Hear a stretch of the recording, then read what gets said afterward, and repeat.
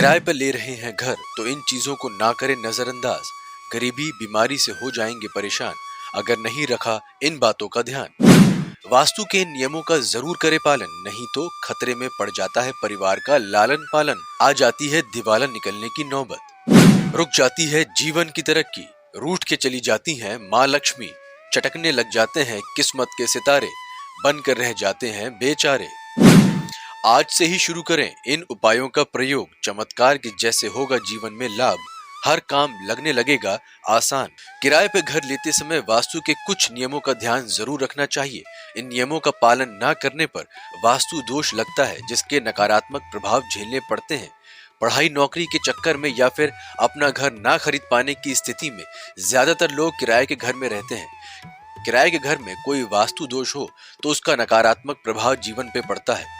वास्तु दोष होने पर व्यक्ति आर्थिक, मानसिक और शारीरिक रूप से हमेशा परेशान रहता है। इस वास्तु दोष की वजह से करियर में रुकावट भी झेलनी पड़ती है। किराए के घर में खुद से ज्यादा बदलाव नहीं किए जा सकते, लेकिन बहुत सी चीजें ऐसी होती हैं जो आपके हाथों में होती हैं और अगर आप इन्हें अपनी सुविधा के अनुसार प्रयोग में ला सकते हैं। अगर आप भी किराए के घर में रह रहे हैं तो घर की कुछ चीजों की जगह में बदलाव करके इन वास्तु दोष को दूर करने की कोशिश कर सकते हैं। किराए का घर लेने से पहले कुछ बातों का ध्यान रखना जरूरी है। किराए के मकान में सामान ठीक करते समय इस बात का ध्यान रखें कि मकान का ज्यादातर उत्तर पूर्वी भाग खाली रहे। बेड, ट्रंक जैसी भारी चीजों को घर के दक्षिण या दक्षिण पश्चिम भाग में रखना चाहिए।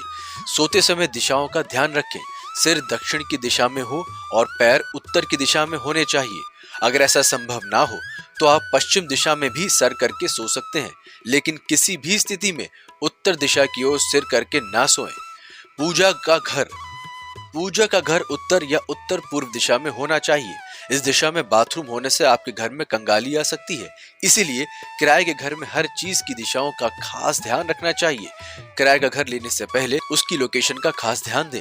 कभी भी कब्रिस्तान, अस्पताल, ट्रैफिक एरिया या भीड़ भाड़ वाली जगहों पर किराए का घर लेने से बचना चाहिए। साथ ही ऐसी जगह रहने से भी बचें जहां आसपास मोबाइल टावर या बिजली का पोल हो। माना जाता है कि ये चीजें जीवन में बाधाएं लाती हैं। वास्तु में उचित प्राकृतिक प्रकाश का बहुत महत्व है, इसीलिए सुनिश्चित करें कि आपके घर में पर्याप्त धूप आ रही हो और घर में अच्छा क्रॉस वेंटिलेशन भी हो। इन दोनों दिशाओं में से एक भी खिड़कियों को बालकनी के साथ उत्तर या पूर्व की ओर वाला फ्लैट आदर्श माना जाता है।